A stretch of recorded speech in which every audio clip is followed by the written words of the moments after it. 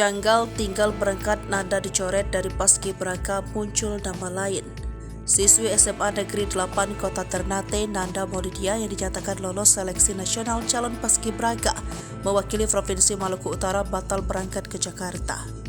Nanda batal berangkat ke ibu kota setelah namanya diganti oleh siswa lain asal SMA Negeri 1 Halmahera Utara H-2 sebelum berangkat.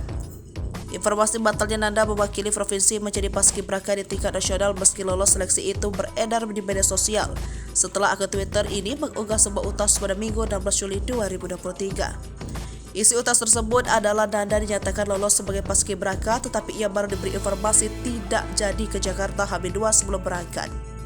Hingga Senin 17 Juli 2023, utas soal Nanda batal berangkat ke Jakarta menjadi paskibraka sudah ditayangkan sebanyak 1,6 juta kali.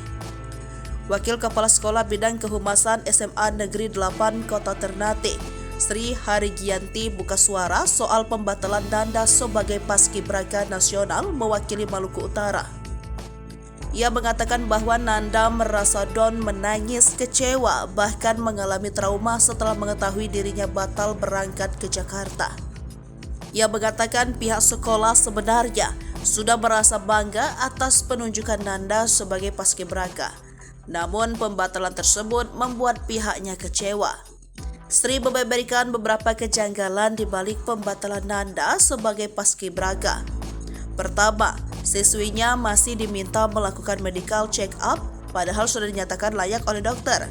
Kejanggalan lain dirasakan oleh orang tua Nanda ketika mereka belum menerima informasi kapan anaknya diberangkatkan ke Jakarta. Orang tua Nanda sempat bertanya kepada pembina paskibraka anaknya, tetapi tidak mendapatkan jawaban tanggal yang pasti.